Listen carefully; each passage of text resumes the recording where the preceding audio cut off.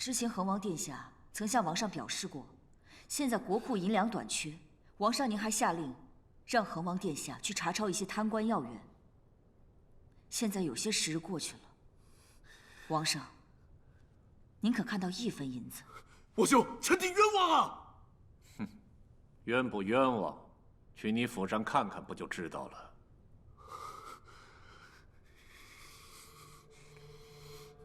那边找找，快！这边，这边，这边找找，这边，你们几个这边，快点，这边，快，来这边，找到了，在这儿，快，快！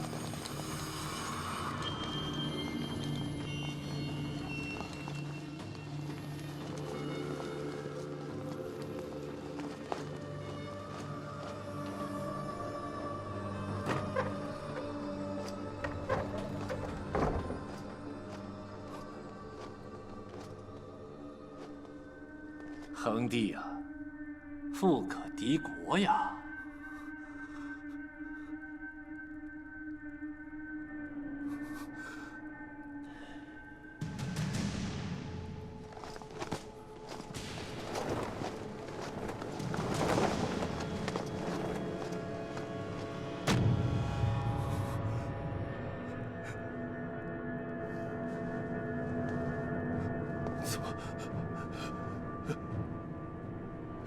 怎么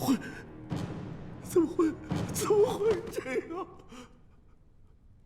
你总不至于说，是别人偷偷放入你府中的吧？王兄饶命啊！臣弟当真不知这些金银从哪儿来的。王兄明察，这一定是他和太子勾结陷害我。王兄，你是说本王眼睛瞎了，脑子坏了，甚至分辨不出你是不是被人陷害了？不是，这些都是天煞国库里的存银，没几个人能碰到这些银子。你帮着本王管账，倒当真近水楼台啊！王兄饶命啊！王兄冤枉！臣弟这些年是捞了些油水，但是没有这么多啊！这一定是有人陷害我，一定有人陷害我呀！王兄，禀王上，地窖下面还有一层，藏着兵弩战甲和火器。你还有什么话说？王兄，恒帝啊，你我一母所生，本王一直以为，就算别人都会犯，你不会。看来我是真的想错了。你是不是觉得这王位我做的，你便也做的？没有。你是不是觉得挑唆我杀光自己的异母兄弟，你再起兵造反，这样就师出有名了？这些年我给你的还不够多吗？该给的我都给了，你还是贪心不足啊！你这样，比起旁人，更是可恨。押下去，手监天牢。是。不要！王兄不要！王兄不要啊！王兄！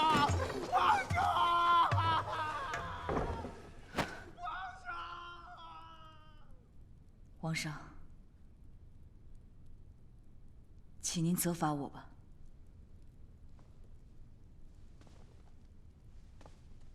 你犯了何事？我为何罚你？王上一定是觉得很多事情吾到今天才说，一定是因为我与太子有勾结，一定是觉得我有图谋。难道不是吗？臣没有半点图谋，臣心里有的只是日日的煎熬。臣之所以知道这些，完全是因为太子信任我。身为隐卫，就算自己的性命都可以不要了，但是不能出卖主子。但臣现在已经是王上座前的真武将军了，王上您对臣那么好，那么大的恩情，臣怎么能辜负您的器重？怎么能眼睁睁地看着恒王加害于您？虽然这段时日里，看着我意气风发，但我日日心中都饱受着煎熬。臣一边想着不能做一个背信弃义的小人，一边又想着王上您的安危。今日实在是因为恒王他步步紧逼，臣不得已才将这些真相说了出来。只是臣也知道，这些真相一旦说出来，臣就跟太子他成为不共戴天的敌人了。王上您也不再相信我了。罢了，臣今日说出这些，能换得王上的安危，也算是报得王上知遇之恩了。就算是之后肩负骂名，臣也认了。臣只求王上开恩，可以让臣在这盘都之中有一栖身之所。就算臣以后不能日日伴在王上身边，但至少臣可以看着盘都王宫内，想着王上的风华绝代，聊此残生，臣也足矣了。来，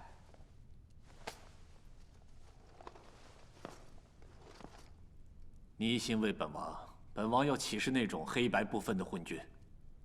你身为上阳宫隐卫，倘若不是今日之事，本王恐怕还真不敢重用你。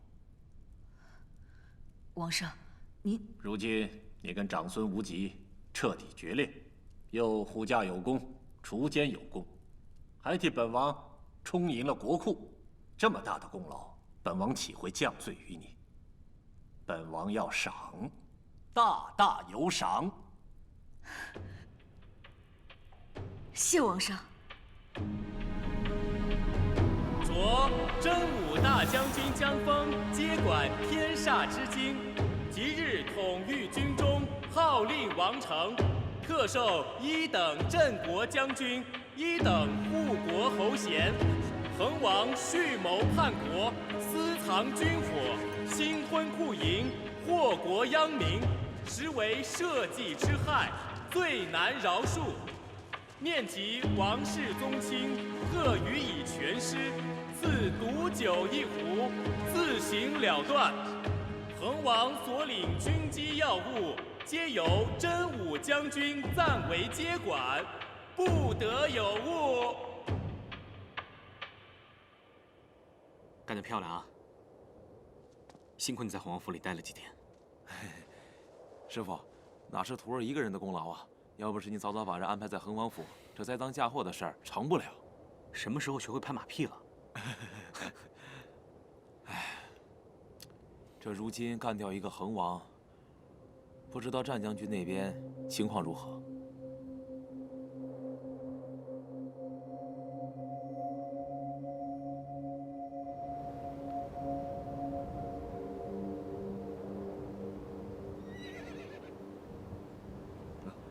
谢谢。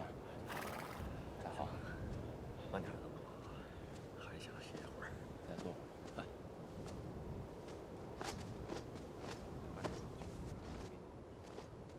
你没事吧？你在想什么呀？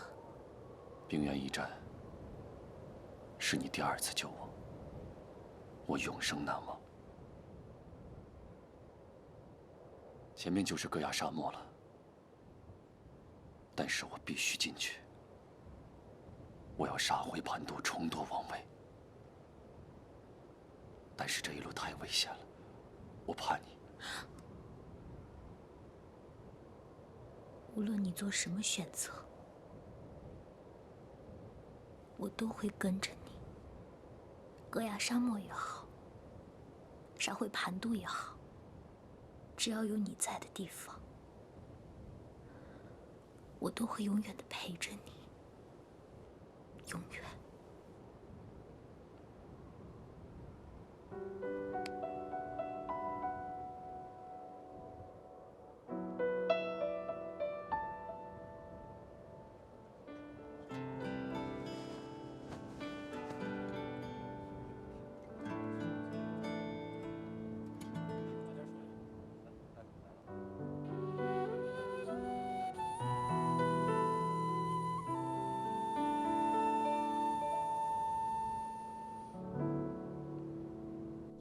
连最得势的恒王府也成了贼窝，往后咱们盘都城啊，再也不会有什么不倒王爷了。贪了上面银子，还藏着军火，这样的罪名，10个恒王也扛不住。宫里派了人到处在抓恒王余孽呢，不知道还得牵连多少人啊！让开，让开，让开！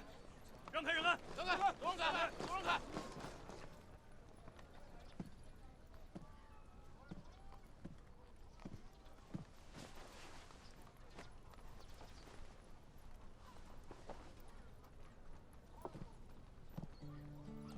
你终于愿意来见我了。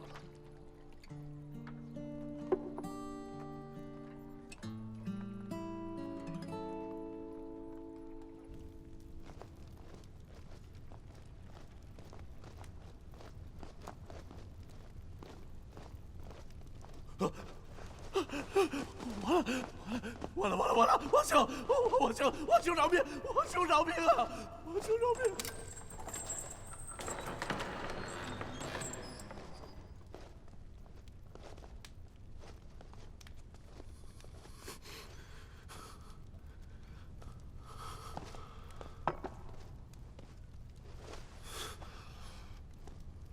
皇上说，你虽私藏谋逆之心，罪不可恕，但终归是尽忠多年，你没有功劳也有苦劳，所以特意让我来送你一程。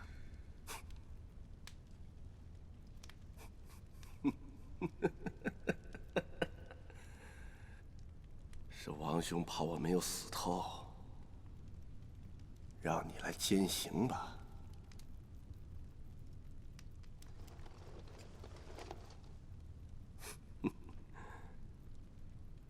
我这一生活得比谁都小心谨慎，生怕招来杀身之祸，没想到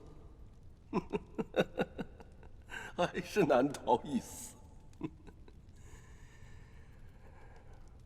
与其蒙冤而死，倒不如真的反了。兴许还能拼出一条活路。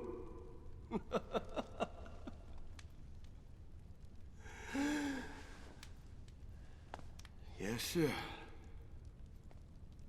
我一直知道王兄的心性脾气，就算逃过这回，也难以善终。与其说是你陷害了我，倒不如说王兄早就对我有了忌惮之心。今日这番下场，哼，不过是顺水推舟罢了。洪王能想清楚这些，自然是再好不过了。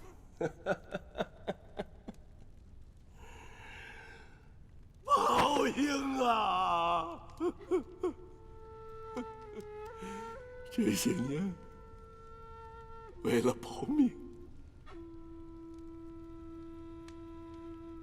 我亲手杀死了我3位手足啊！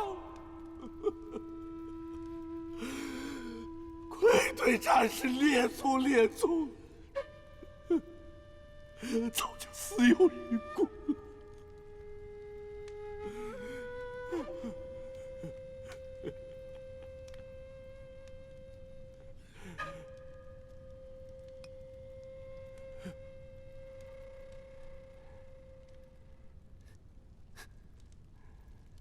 今日就当以死谢罪吧。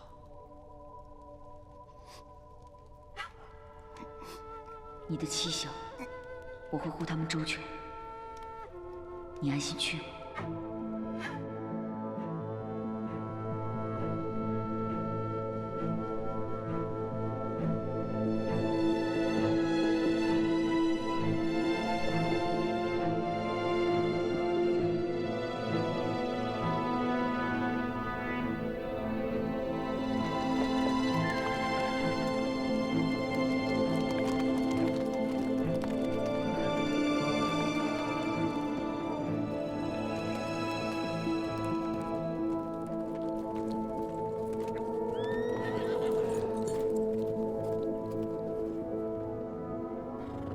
难道那就是夯郊古城吗？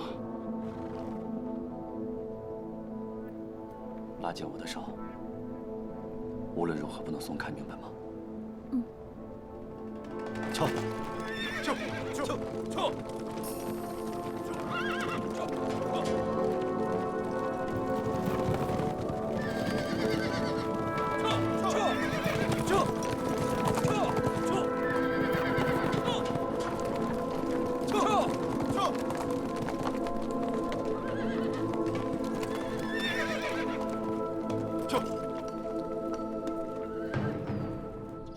堂堂的太渊王，孤身潜入天煞，该不会只是惦记我这位兄长吧？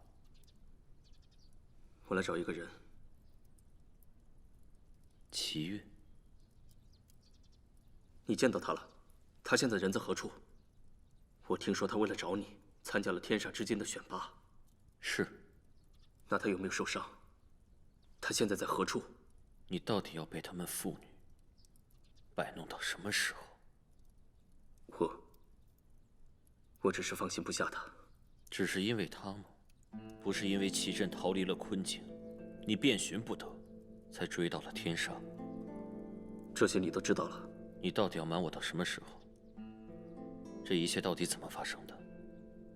我一开始把齐震关入了天牢，前几天他突然病倒，眼看就要活不下去了。齐云就来找我，说要照顾他父亲最后一程。我一时心软，便答应了。你不但答应了，你还将那老东西提出了大牢，送进别院，还请御医给他医治。我一开始以为他只是苟延残喘，心里也没有那么大的防备。可谁能想到，这老东西竟然用了逃脱之计。你连一个齐韵都看不住，哪来的自信看住齐震啊？你把他看作是养育你的义父，他看你不过是夺走他王位的该死之人。只怕他如今正躲在暗处，随时准备取了你的性命。他根本不是这样的。这是他临走之前给我留下的信，你看一眼。将军，都搜遍了，没有发现隐军的踪迹。所有人马，原地休整，就是等，我们也要把他等来。是。齐震说，当年不顾一切的找龙鳞甲，是为了保住齐云的性命。你也知道，齐云没了龙鳞甲，根本活不了。还有呢？齐震还说，他知道自己罪孽深重，此次出逃，就是为了去寻找齐云。他说，就算他们父女俩都搭上性命，也要帮我们轩辕族归还回龙鳞甲。他说，这比跟轩辕王室的旧账也该做个了结了。是吗？可是齐震说的话，我一句也不信。他已经没了兵力，也没了亲信，就算是跑了，又能怎样？他当年多么大的势力，还是没能得到太原王位，这如今更不可能了。我只是担心，他万一心灰意冷，伤了齐韵。齐震太了解你了，他这样做，只是利用你的妇人之仁，利用你对齐韵的感情。难道你真的看不出来吗？他是韵儿的父亲，韵儿可是他的女儿。齐震是不是已经找上你了？也好，反正我迟早也要找他，我便随你一同去，把当初没做完的做完。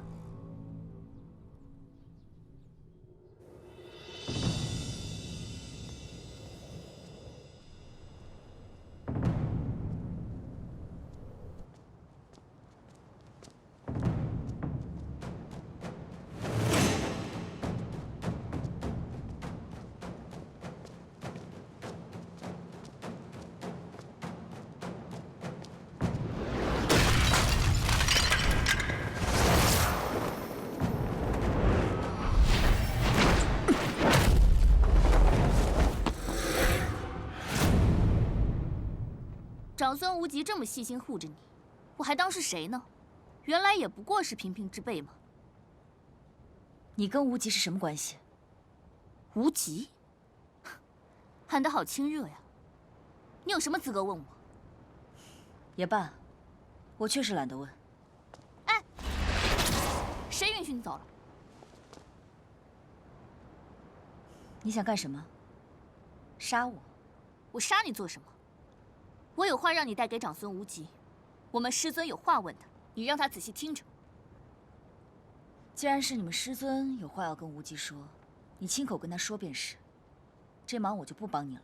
我让你做什么，你便做什么，别敬酒不吃吃罚酒。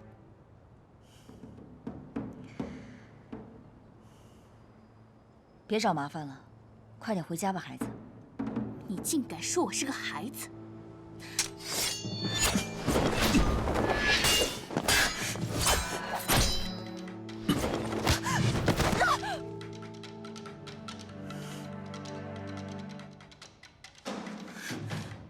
我偏不让你护着他！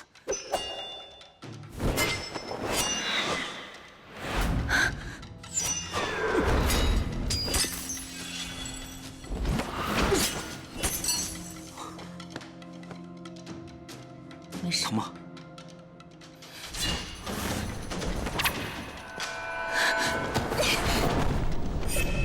闹够了没？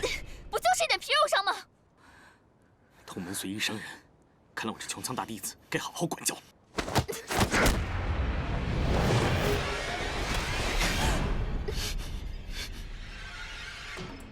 你竟然对我使用禁法！以后别在他面前出现了。走。你将来死在他的手里，别怪我没提醒你。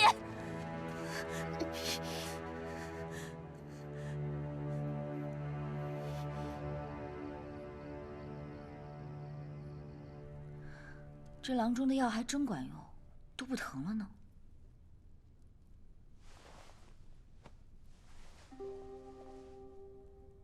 毕竟是在我眼前受了伤，是我的错。你说什么呢？跟我们经历的事情比起来，这一点小伤根本算不了什么。哎，不过今天那个丫头到底是谁啊？她为什么这么针对我？他叫太炎，是飞檐店主的徒弟。飞檐店主？我师父是穹苍上尊天机，司管长青殿。飞檐店主虽与我们同为一脉，却鲜少有往来。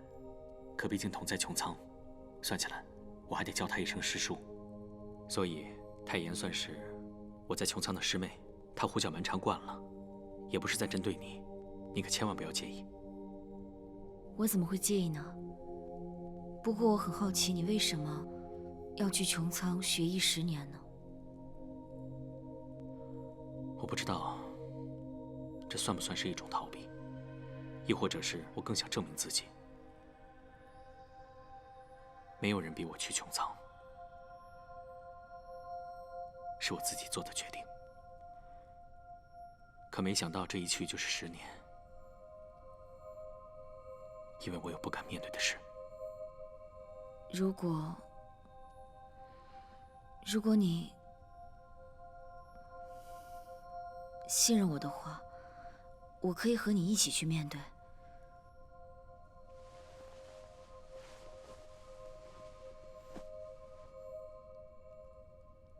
这是得从我父皇和我母后的联姻说起。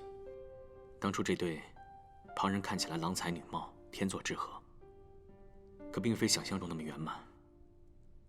因为当时我母后心里已有了所爱之人。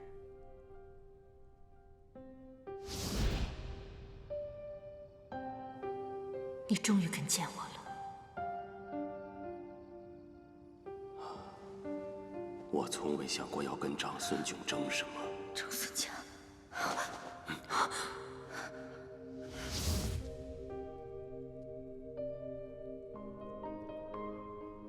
是德王。他是你的皇叔。我不知道上一辈的人究竟发生了些什么。明明2个人彼此相爱，可母后最后却嫁给了父皇。我更不明白，既然做了这样的决定，但又为何与德王藕断丝连，其父皇又涉及于不顾？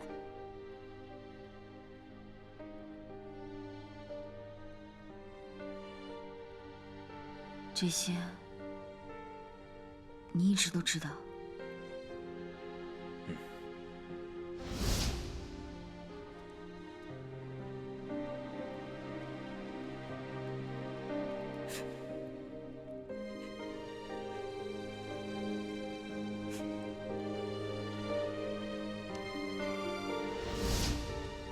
既然之前发生的事情已经改变不了了，就不要把它堵在心里了。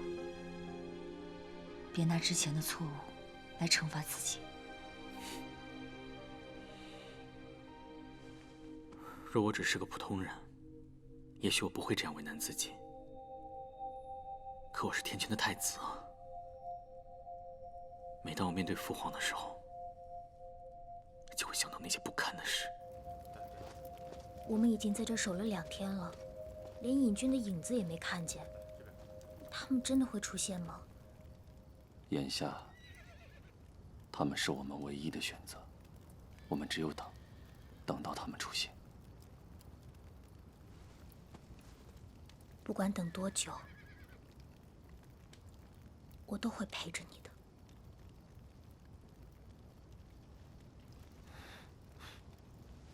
过来，冷吗？不冷，只是觉得这里好冷清啊。除了风沙声，这里一点人气都没有。五哥哥，你说过这些隐军原来也是黑风旗。是。他们是背叛了五州才会成这样。可这是为什么呀？就是为了这座夯郊古城。为了这座城？别看夯郊古城如今已经破败了，当年传说这地下藏着无尽的财宝，就算绝五州之力都换不来。他们便是被这些东西扰了心智。为了金银珠宝就扰了心智，这也太容易被迷惑了吧？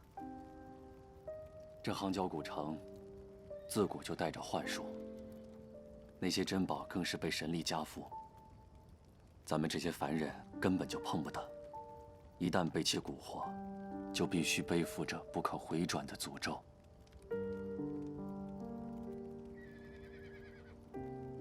永远无法离开戈雅吗？对，正是因为他们的背叛，夯郊城内数10万百姓白白送了性命。穹苍为了处罚他们，将他们世代都禁锢在此。如果没有人为他们破开封印，他们将世代饱受折磨。所以，你拼了命都要去证明自己是一个优秀的太子。一来是赎你母妃的罪，二来是让你父皇知道，无论什么情况下，你都是他们最优秀的儿子。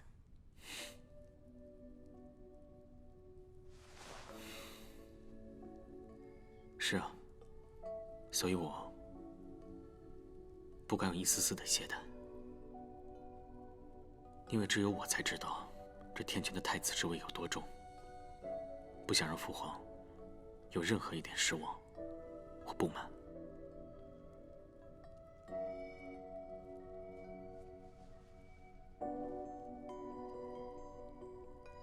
可你终究还是违逆了你的父皇，不是吗？你知道你父皇有多不希望在你身边的人是我。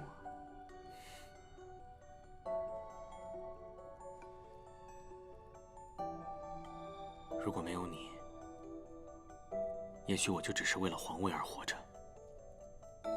可正是因为有了你，我才知道，在这个世上有那么多值得去做的事。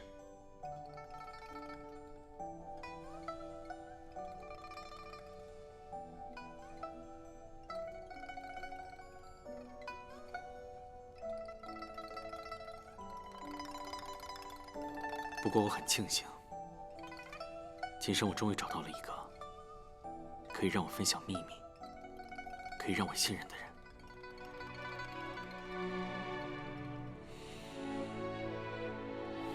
那我又何尝不庆幸，能遇到一位与我并肩的人，可以与我一同经历风雨。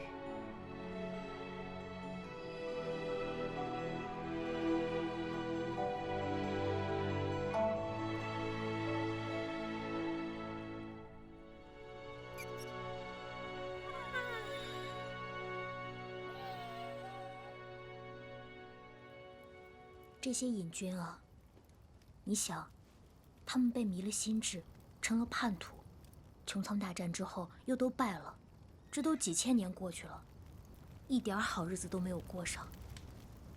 世世代代背负骂名也就算了，可是连回家一次都是奢望，这该多可怜啊！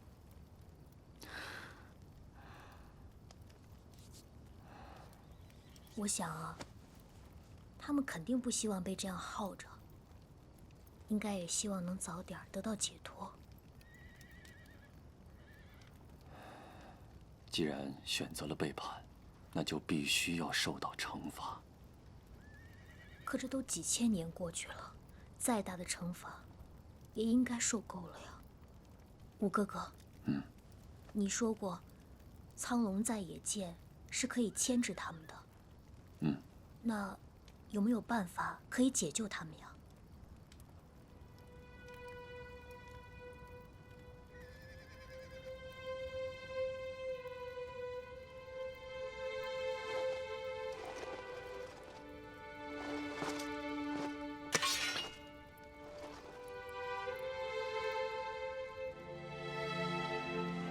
没错，隐军是因为背叛才遭此诅咒。当我以苍龙在野剑再起一次誓言，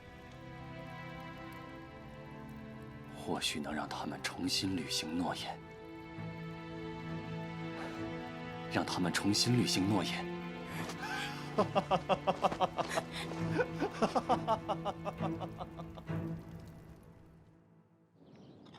来，吃点喝着啊！来来来，吃吃吃！来，哟，钟先生，这么早就出去啊？躺在屋里的是我弟弟，他之前赶路有些操劳，你千万别吵醒他。好嘞，先生放心。你说的对，祁镇养了你18年，这份恩情，你不能装作从不记得。我的出现，对你而言却全是痛苦和仇恨。但灭门的血海深仇，你不可忘记。你的仁慈对于太原的百姓而言是幸事，对于你我死去的父母却是不孝。我知道，这些对你都是煎熬和为难。既然我是你兄长，那你不愿意面对的那些血腥和肮脏，就由我来帮你了结吧。我这条命本就是借来的，不足为惜。可你要借的太原轩辕氏族的荣耀，身为太原之王，定要为太原尽忠，为万民谋福。如此，我轩辕月死而无憾。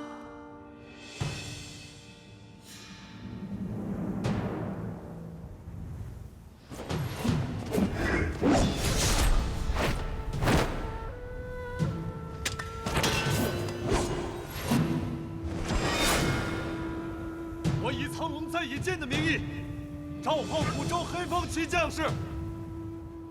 苍龙在野，御风撑旗。苍龙在野，御风撑旗。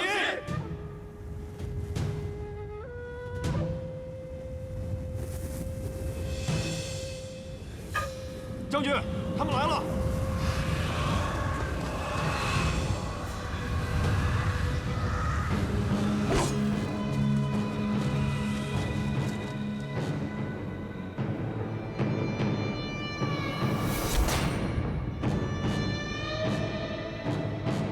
汤郊古城，也是你们该来的地方。你们在这儿，我自然该来。你是谁？不认识我？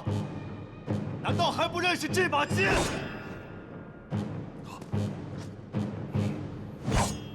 周老太师，是我的外祖父。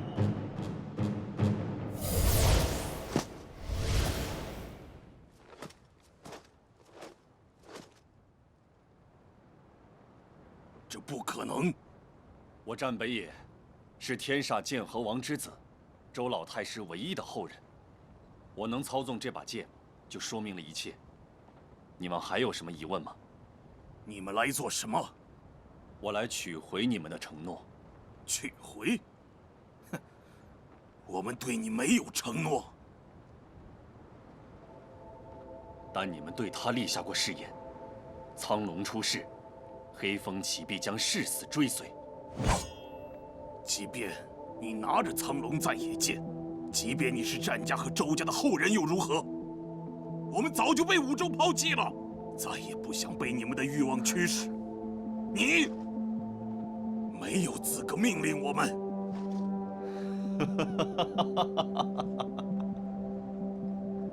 所以你们宁愿被困在这里。你们都是五州的子民，祖祖辈辈都签下过生死契约，说要誓死追随，效忠王庭。我不知道千年前到底是什么样的诱惑，但我知道，你们不会忘记自己是个堂堂正正的人，不该畏首畏尾的被困在这个不毛之地。你们想过没有？这种摧残尊严的折磨是没有尽头的。世间虽然有太多的不堪和缺憾，可我们依然在不断的前行，不断的在为五州生灵而战。可你们呢？宁愿被困在这里，眼睁睁的看着百姓受苦吗？这枚鲜红的剑神之木，见证了每一位黑风旗许下誓言的瞬间，为天煞而战，为冰原的百姓而战。这些话，你们都忘了吗？你到底想要什么？我想要你们的力量。如今五州危机四起，天煞更是昏君当道，百姓苦不堪言。我要你们为天煞子民而战。我凭什么相信你？你们只能相信我。我以苍龙在野剑的名义起誓，只要你们跟随我铲除昏君，匡扶正室，还天煞一份安定，我愿意用天煞双响帮你们解除禁锢。杭角古城的封印只有我一人能够解开，这一点你比谁都清楚。你们必须相信他。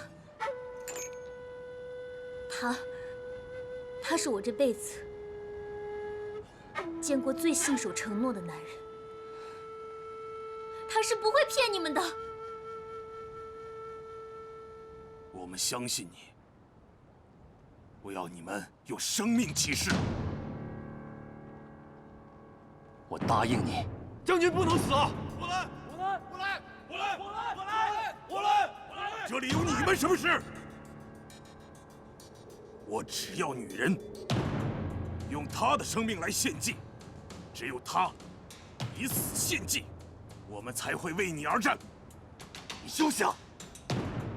那我们就没有商量的余地。等等，我答应你。不！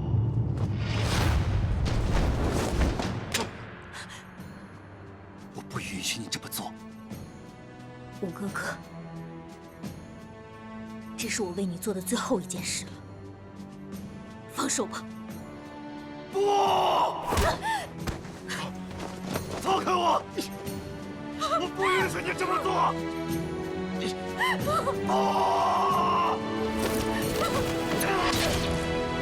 将军！你们给我听着，我是战氏和周氏的后裔，这是我一人之事，不关旁人。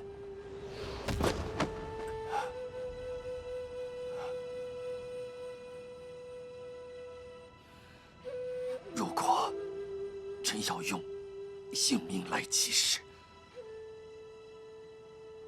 那我的命你们拿去，但是你们要信守承诺。我要你们铲除昏君，还天下太平。将军！